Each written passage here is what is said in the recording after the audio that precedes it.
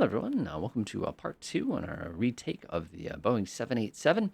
Last time we went through kind of where everything is and got the CDU all nice and programmed. Today, bonk. Should probably get out of the way of that building.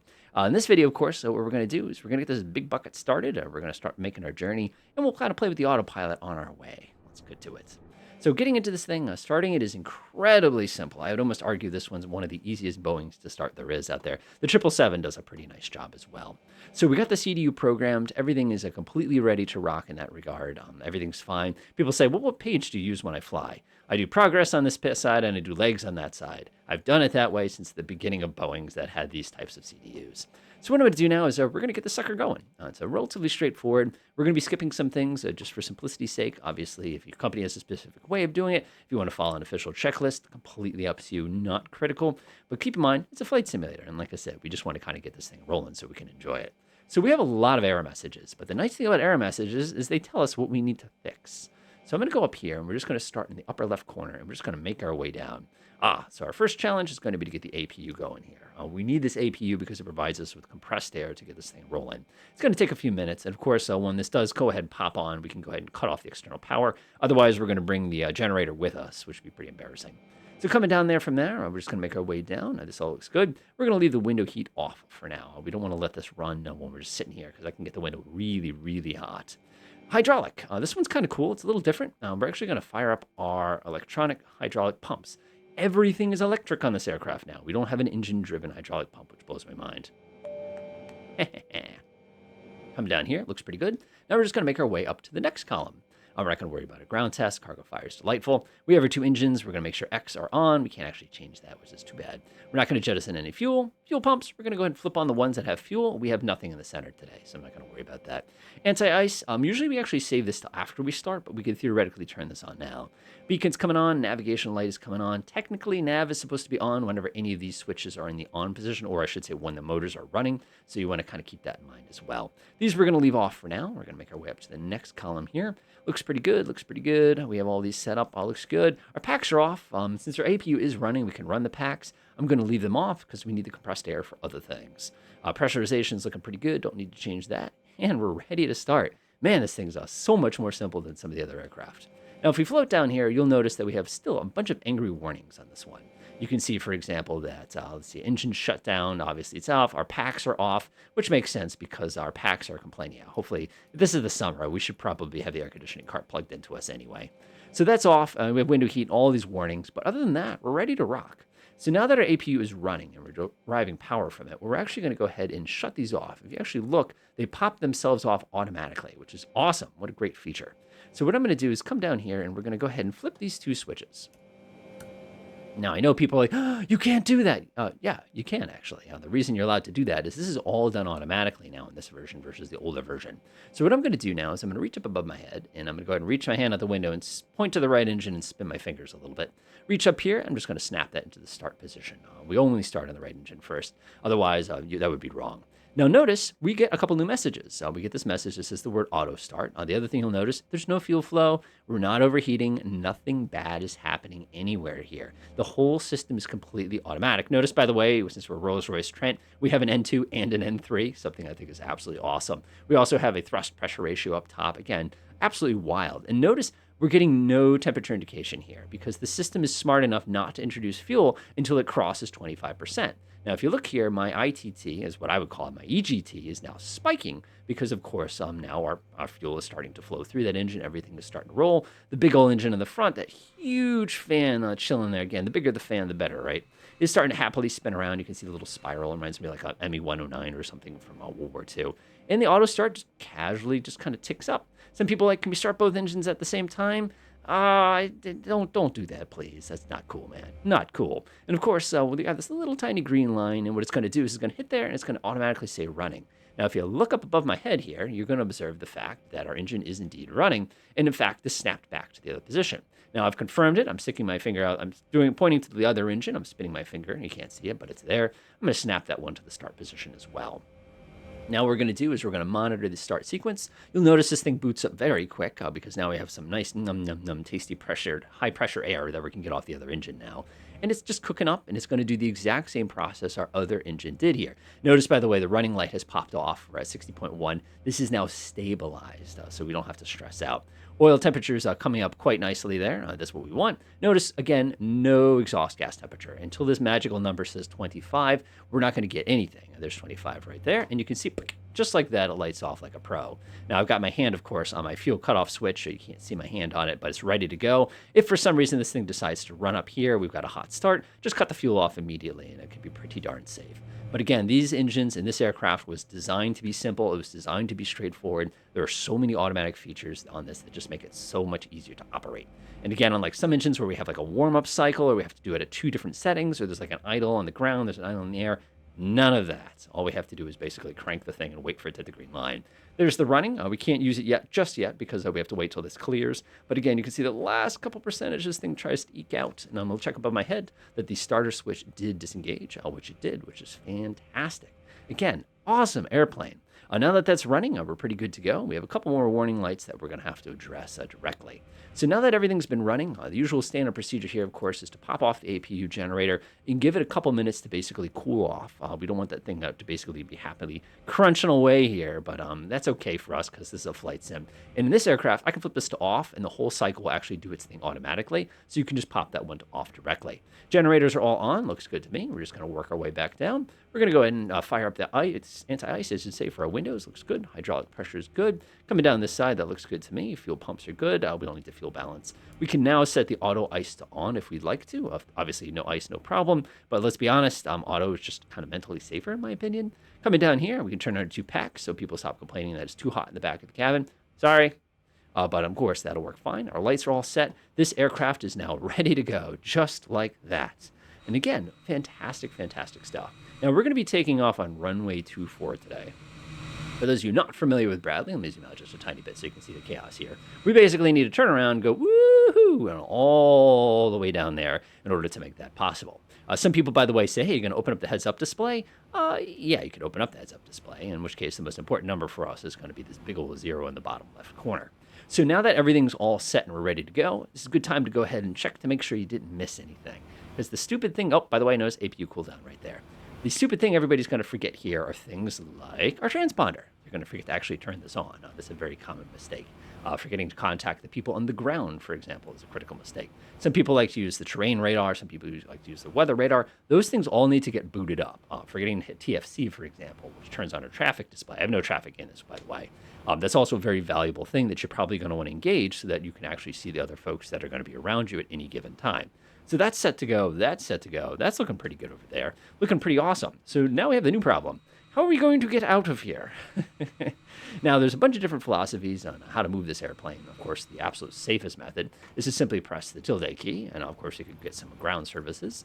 Of course, we could request, we could do turn to ground, and we could ask them for, can we get a taxi? We have a pushback. We have all these different items here. But since we are in not so much a hurry, but I'm just going to be efficient here. I'm just going to press the Y key on my keyboard. Press number 2. Whoop. Nice. That was the best. That was amazing. I love that. That was super duper cool. I call that ground handling. So we're going to pretend that they've given us a permission to go ahead and get this thing rolling. Now, the last thing I like to do is I always like to go ahead and set my takeoff flaps now. The reason I want to do that is it's just one more thing that I'm going to forget. I'm going to set my brakes to RTO. I'm also going to go ahead and arm my speed brakes if I've not already done so. See, normally you can just go, there we go. That's the armed position, just in case we have to do a rejected takeoff. All right, we're ready to get this thing going. I'm going to go ahead and release the parking brake. Now, if you're nice and light in the real world, these planes just go. Like, it takes no effort to get this thing going. But unfortunately or fortunately, we're not terribly light. So I'm just going to give it just a tap of power. Remember, this thing is 376 tons. That's a lot of mass that I've just given a little push to. This thing is like, the freight train. It's not quite a 747. So it doesn't take anything to get this guy rolling. Now, if we're at nighttime, a lot of times what people will do is they will flip off our little taxi light just to give everybody heads up that I am kind of going through the motions sort of a thing. Strobe light, you always want to leave off. I've mentioned this many times in the past. Basically, the reason that you're going to leave your strobe light off is because you don't want to blind people at night if you can help it. During the day, obviously, you can flip your strobe light on all day, every day. It doesn't really make that much of a difference. So, of course, we didn't get any clearance, but that's okay. Remember, the wheel that turns is behind you. So you actually want to overshoot a turn, then you want to line yourself up with the turn itself. You can see right now my ground speed is about 15, 16, which is pretty comfortable. It really does not take much to get this one going. As a general rule, 15 is fine. You're not going to get yourself in any trouble if you're doing 15. 30, some people like to do in a straightaway. And again, in the real world, you're always going to be dealing with the problem of you're not the first guy who gets to take off that day. So there's always going to be traffic. So the temptation to go ripping is very real. But for us, of course, there is no other traffic. So now, if you're curious about the setting on my throttle right now, I'm actually at 0 thrust. So to give you an idea of how powerful this aircraft is, you can see it's all the way back, but we're already doing 20 knots here. I'm going to go ahead and bring ourselves back to the line here. It looks pretty comfortable. In the real world, of course, is you have a tiller, which is this little handle down here. It's not your rudder pedals that steer you on the ground. The good people at Flight Sim said, we should probably make things a little bit easier for the players by enabling us to go ahead and use the tiller with your feet, because in the real world, you got to do it with your hand. And it's very, very, very awkward on takeoff, as you could probably imagine. So we're going uphill here. You might not see that too much, but you can kind of look off to my left there. You can see that runway goes up a little bit hill. So give it just a tap of power, and we're going to get rolling here. So what I'll do is use the magic of magic and basically get us right over here. All right, so unlike a propeller aircraft, we don't have to do a run-up or anything like that. We have other issues, of course, and that's making sure the two engines are synchronized with each other. And of course, as always, we're supposed to get our clearances and things, but that is a little outside of the scope of what we're doing today. So what we need to do now is we now need to get prepared for the actual takeoff sequence. This aircraft, basically, it's designed to run on automatic. We're basically there to keep an eye on the automatic pilot, as well as, kick in if there's any sort of emergencies or anything along those lines. So what I'm going to do is I'm going to get us over the runway, and we're going to go ahead and get ready for our takeoff sequence here. Go ahead and poke that way, way over. Oh, boy. I'm going to go ahead and stop short of the runway here. Yeah, it looks pretty good right there. I'm at a really, really bizarre angle. Parking brake. All right, let's go through the motions here. So we want to check a couple things before we get going. We're going to confirm that our flight director is enabled. We can take a look down here. You're going to get some warnings right away. TOGA simply means takeoff go around is the expected mode right now. That's correct. That's what we want. We're going to come over to the auto throttle switch. We're going to go ahead and pop that on as well. That's what we want. Now, one of the things you got to watch out for, and this is really important, is the auto throttle on this thing is a little tricky. See this little button that says the word TOGA? That's the button you're going to be pressing to engage the automatic throttle. You're going to have a heck of a time with this thing if you try to do it by hand. Personally, I'd rather do it by hand and then flip over to auto throttle once I have everything under control. It's sort of one of those things where in the early days, you did everything automatic, and then with time, you start doing things manually. But that's okay. So our auto throttle's engaged. It's ready to rock. Some people are like, shouldn't we hit LNAV and VNAV? Don't do that. Trust me, don't do that yet. But we're going to confirm altitude is correct. Our V2 speed is located in here. Our trim has been set correctly. Remember, we're looking at 4 units of trim here. If I come down here, you can see that's all been kind of preset. Go ahead and do one of those things. I'm going to go ahead and press it. See how it's got that little 4.0 above it? So I'm just going to press and hold on my trim key. Again, that 400. If you're wondering where I got that number from, that came from our pre-flight procedure. So you can see our selected trim as well as our current trim is now set correctly. We've got a pretty strong nose down trim. Our flaps are set, rejected takeoff. Our speed brakes are set. Everything is ready to go. So I'm going to go ahead and get us rolling onto the runway here. Good time to press the recall button to hit reject. And what that will do is that will basically bring up any error messages that are left. But I'm looking over here. We have speed brakes armed. Auto brake is rejected takeoff. Doors on automatic. So everything is ready to go. So we're going to go ahead and taxi onto this lovely runway here. This is why I love having a second person, because they do this part for me. They're going to get all our lights set up. They're just going to switch between the two. And we're going to go ahead and tap the brakes there before we go flying off the edge of the runway. We do want to go flying off the runway. We just don't want to go flying off that part of the runway. Ooh, that was embarrassing. Oh, that was embarrassing. Oh my gosh, that's not even close to centered. Who's this guy? What does he think he's doing? I'm not going to win any awards for that, but that's okay. All right, we're here. We're good to go. So we have everything preset. Our controls are set. Of course, one of the things I really like here is that we can press heading select. That's perfectly fine. We're basically going to do all the deeds here. Usually in a Bradley, they're going to give you a specific heading after takeoff you have to maintain. Then they're going to say proceed on course after you do all your kind of transfers and stuff like that. So let's go ahead and run through the motions here. We have this selected. I like this. We're on heading select right now. I'm just going to push that button. The reason being is this is going to give us a nice reliable line here that we can follow if the weather's really, really bad. You can also see visually how it is. Some people are like, can you just reach over and hit the LNAV button right now? Yeah, we could totally hit LNAV if you wanted, but keep in mind in the real world, we have noise abatement here. So we actually have to go up and then turn. We can't just like that. So make sure you keep those things in mind as you're getting yourself all sort of silly. Of course, everybody, of course, asked me, can we do VNAV as well? We can't do VNAV without, of course, engaging our automatic throttle for our toga sequence. VNAV is something we're going to save a little later. Like I said, do the first part of the flight by hand. You know, a lot of pilots will fly it by hand until they're about 10, 15,000 feet up, and then they'll kind of kick it off. Now, right now, we have a couple different displays that are at our disposal if you take a look at our HUD. We have our speed over here on our left. We have a handy little device that tells us how lined up with the runway we are. We have our altitude. We have our selected heading. All those different components are all visible and ready to help us out. If we need to change those modes, we can always go down to the little heads-up display control and adjust them. We're going to leave them alone for now because it's going to be perfectly fine for us. All right, let's do it. So I'm going to take my throttle. I'm going to push it about halfway up. And what we're looking for here is that our two engines agree with each other. Now, if I'm looking down here, you can see they're looking pretty good here. I'm just going to give it about 3/4 of my thrust. It's going to come up a little bit more. They're looking pretty smooth. I'm going to go ahead and push that all the way up to the lovely green line, which is going to be our takeoff power. We're going to go ahead and release, and we're going to get rolling. Now, thankfully for us, we took the time to go ahead and get everything set up. So this is going to be a very, very, very leisurely takeoff here. Now, if you want to use auto throttle, you can always reach down and press that toga button if that's something you need to do. For me, I like to just keep it simple, kind of old-fashioned. I kind of move my head so you can see out the window. And look at how handy that little heads-up display is. There's view 1. We're just going to give the airplane a tug. It does not take much to get this airplane airborne. There we go. We're going to hold it up at about 10 or 11 degrees. Flaps come up after we put the gear up. And then we're just going to go ahead and enjoy our little initial climb out here. Again, up here at Bradley, one of the things we have to remember is that we do have that little noise abatement. We got to go to 1,000. So I'm just going to hold us right here. Again, this is a fantastically powerful aircraft. You're not going to have any issues with that. All right, looks pretty good to me. And now we're going to go ahead and now that LNAV is selected, we're going to start making our way over to our destination. Go ahead and start bringing up the flaps. So we know to bring up the flaps based on these little numbers here. You can see that second number has come up. And now we can basically use the flight director as our best buddy here. Getting bounced around a little bit, nothing too unusual. Welcome to Connecticut weather in the summer. It's just what it does. And now we can basically fly the flight director. Get the lovely aircraft off here. And that's looking pretty good there. And that's that 4,000 feet that I was talking about. Now, one of the cool things is if you look carefully at this little circle with the wings right here, this center circle basically is your flight director. So if you can keep those two things on top of each other, you can essentially fly the plane as if the automatic pilot were flying it.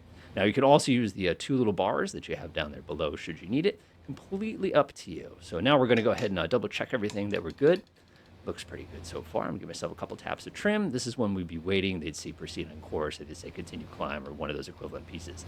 Now, the cool thing is I can actually go ahead and engage the automatic pilot now. And since my settings were all preset, I don't have to stress out about anything that I've got going on here. So they're going to say, climb to, and you're like, fine, no problem. I'll go ahead and flip on my VNAV, and we go ahead and select my new altitude, which is going to be 31,000 feet. And then we're going to start making our way up. We're going to have to tell it how we want to get up there, though, of course. Because right now, it's got, see how it says VNAV alt here? So what we have to do is we have to kind of give the aircraft a bit of a push. Now, you'll notice here that my throttle is automatically moving itself because we have now selected our altitude. We've actually engaged our VNAV, which is automatically engaged our automatic throttle. And since we have a newly selected altitude, the aircraft is then going to start proceeding in that general direction. What we can do is we can actually engage the flight level change here to kind of give it that little necessarily push, which is going to do it. But one of the things you have to watch out for Microsoft Flight Simulator here is that when it gives it that little push, double check to see what power setting it actually gets in here. Again, I don't have any control of my throttle right now. It's completely doing its own thing. If I pull that out, if I push it forward, that's going to be going ahead and engaging that directly that particular way.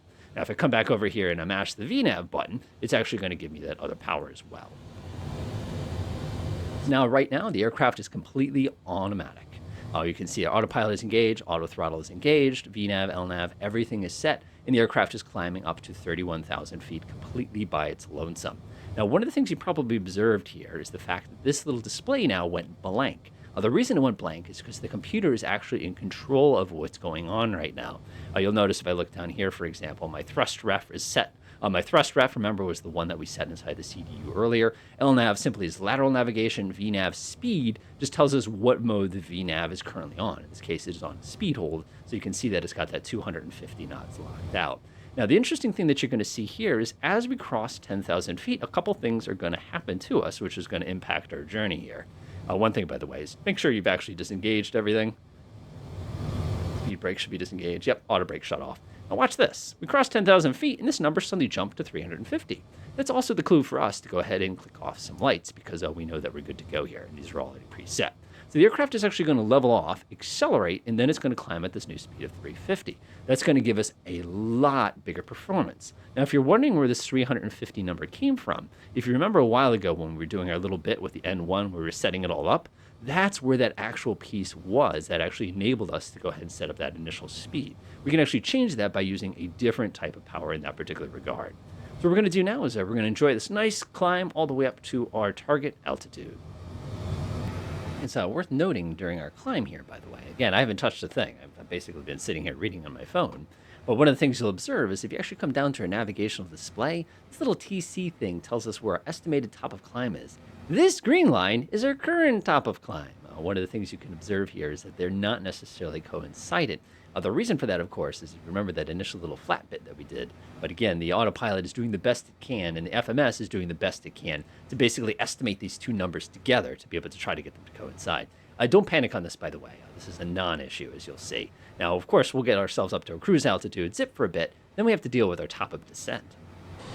Where the air is rarefied. All right, we're currently at our cruise altitude. You can see lovely, lovely, lovely Long Island there right off our left. And of course, if I tip a little more, you've got your Manhattan and all that good stuff. So I have not touched a thing this entire bit here so far.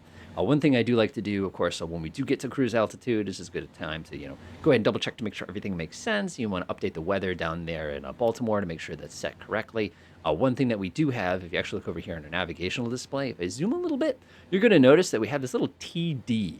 That's the top of descent. That's the computed top of descent. It might not be the actual top of descent. And again, that's going to be dependent on air traffic control and everything else. But one of the cool things here is if you take a look over at our altitude control here, we can actually dial in our final altitude if we wanted to. And then when we cross that TD point, the VNAV built into the 787 will actually kick on and help guide us all the way down to the ground, which is one of the neat kind of quirks or neat little aspects of this aircraft. So, of course, all that fun stuff we're going to save for next time, as well as a demonstration of making this thing land itself. Enjoy.